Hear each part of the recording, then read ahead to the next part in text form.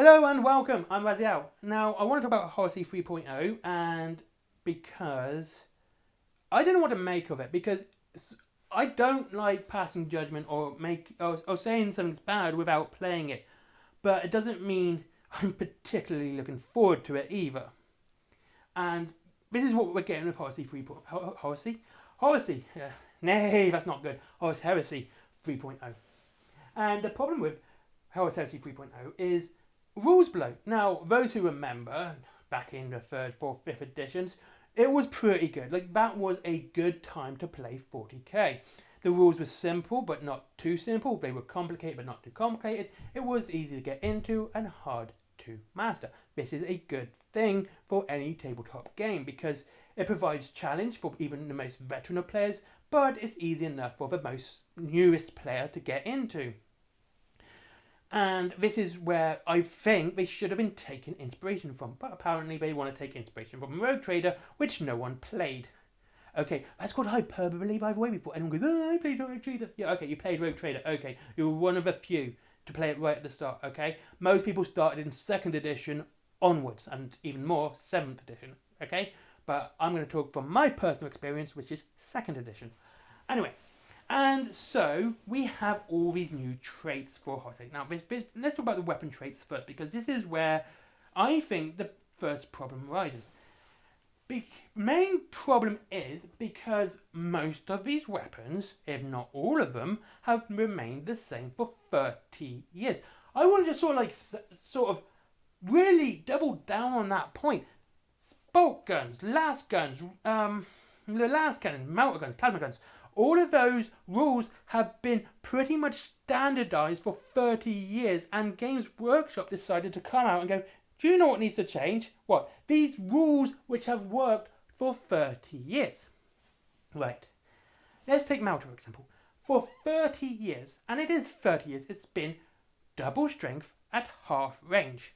That makes sense. It's like strength 12 and it hits strength 12. It's like strength 6 and a half range is strength 12. Makes sense. That's how melters work. It's like the shotgun equivalent in 40k. Yes, I know Space Marines have shotguns, but that's not the point here. And so, they've changed it to having the trait melter, which is, D. It's D6, right? Damage 6. You get 6. It's like, okay, it's got 6 damage. Why? Because, again, when it was like double strength at half range, it was an instant kill weapon. Because most units were, at best, toughness 5. And if you had double the strength of the toughness, it was an instant kill. So a Centurion with a toughness 5, shot at 6 inches by a melter gun, was going to die if it failed its save. Makes sense, given that's a melter gun. But now, it's going to knock off 6 wounds. Right? This doesn't really make sense. Now, I can understand it, doing damage to a dreadnought, which wouldn't be toughness, because it's a dreadnought, the arm is like 5 foot thick. Again, that's hyperbole. It's a joke. Don't take it seriously, right? But you understand, the thicker armor about mount is going to take a lot longer to get through. You're going to have to take more shots. It's going to be a while.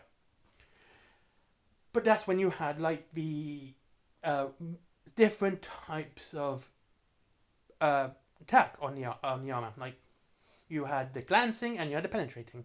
Glancing was like, cruise shaken was probably the worst, but the 6 was an explosion because it was so old. Whereas, penetrating was pretty much it hit inside and it caused lots of damage. And that also again made sense with vehicles. And adding wounds to vehicles always seems stupid to me. Okay, some it makes sense. Things like the Wraith Lord kind of makes sense because it is just a big Aldari Wraith Guard. That's all it really is. So yeah, that made sense. But things like Dreadnoughts, tanks shouldn't have wounds because a decent shot from a las cannon should penetrate and destroy it because that's what a las cannon does. But no, so it feels like they're actually going to add wounds to vehicles, which is never a good move because it makes little sense. It really means that a las gun, with a lot of luck, could kill a tank. I just want to get that into your head, right? A las gun could kill a tank. If you've got 100 las guns, you're going to kill a tank with it. Because just basic rules of probability, it's going to make that many wounds on it to destroy a tank. A lasgun, basically a hyped up torch. Because now you've got these traits. Yeah, again, it doesn't make a lot of sense. And adding these traits is just bloating the rules even further, instead of condensing them down to something we had in 3rd, 4th, and 5th edition. But again, it's just this idea that rules bloat is just something that Games Workshop seems to want to do. It never makes any sense. It always pads things out for no reason. It's almost the equivalent to game padding in a video game. You know, like stupid fetch quests to make the game longer. You know, stuff like that. This is all it feels like. It's just padding to make the game look more complicated, but it just ends up slowing the game down. And that's just the weapons. And you can kind of get away with that if you've been playing for a while, like myself. And now the worst thing is, there's the units now have 3 extra parts to it. You know, like leadership, FP. Yeah, that's all I'm going to say about that, because again, it makes very little sense to add these extra things to it. I get that initiative is always important in melee combat, because I played Howler and just Howling Banshees just always striking first, even against ones that have higher initiatives. Like, no, my Howling Banshees are just going to whoop your ass and just tear you apart. But yeah, it makes sense, right? But things like all the other parts for challenges, like, my man challenge is yours. Yeah, okay. Yeah, I'm just going to refuse. Why? Because I don't want to do it. I don't want to add this extra bloated subphase to the game that is already ridiculously slow plotting and boring at this point to begin with. And this is one of always my problems with Warhammer and Games Workshop right now. Their rules are boring. Right? The models are fine, right? I don't have any problems with the models. This is why I like using my models for one-page rules. And that's it. Because one-page rules knows how to not bloat the hell out of a game.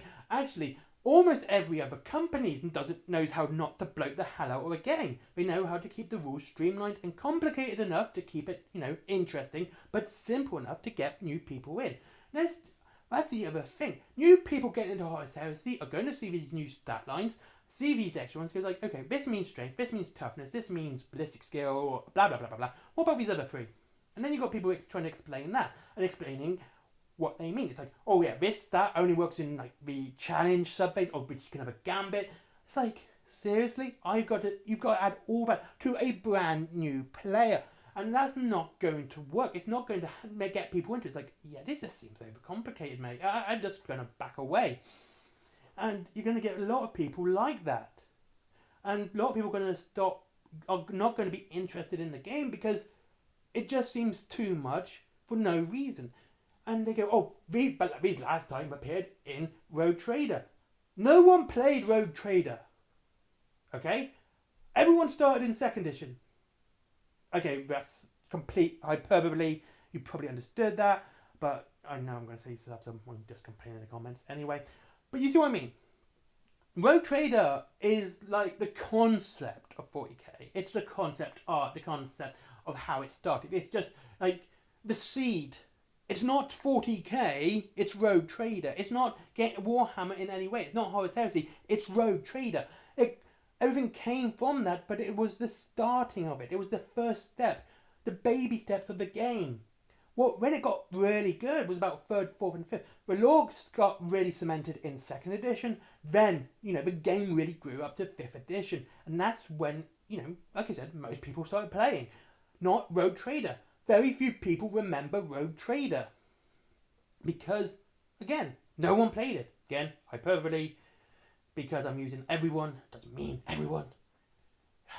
Okay? Anyway. So, yeah.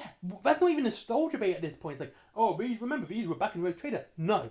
Your average fan wasn't even born during the time of Rogue Trader. Okay, your average fan had no idea Rogue Trader was even a thing for a long time. This is why I don't use Rogue Trader in any form of lore video, because it's just the start. It's not anything that's really grown into anything or concreted anything down. It's just like that concept art which you see for movies and video games, and then you see the finished products completely different. That's what Rogue Trader is. It's the concept of 40k, not 40k. It makes sense in my head. Anyway, so this is the problem. The problem, let's just say, the problem is this new horus heresy isn't new guy friendly. It's too bloated from the start to look. It looks intimidating for a new person getting into the game. That's the first problem. Second problem is you shouldn't have to learn so many rules for the simple bolt gun. It's the bolt gun. It's been standardized 30 years ago. It's the one thing that's never ever changed. Okay, that's it. That's the bolt gun. We shouldn't have these traits for it. Bolt gun. It shoots bullets. Okay, it shoots self-propelled rockets, but you know what I mean. Self-propelled grenades, whatever you want to say. But you see what I mean. It's a very basic gun. It's the basic gun of 40k. It's the standard. You don't need an extra special rule just to say, hey, look, bolt gun has this special rule. Right. It does not need that. It just adds more to something that doesn't need it. And that's it. Right, anyway, I've gone on enough for this rant because it's annoyed the hell out of me. Thank you very much for watching. I hope you enjoyed this video, and I'll see you all again soon. If you wish to save money on your Warhammer and your wargaming, don't forget to like...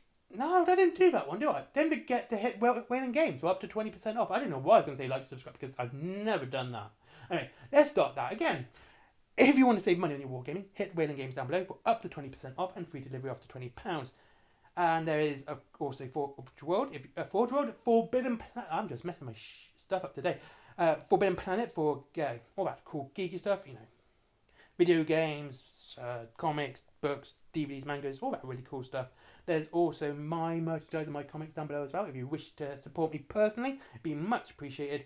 Skyforge, good friend of mine, give them a click on that and get them up the good old Google algorithm. And finally, Patreon, because business. Bye bye.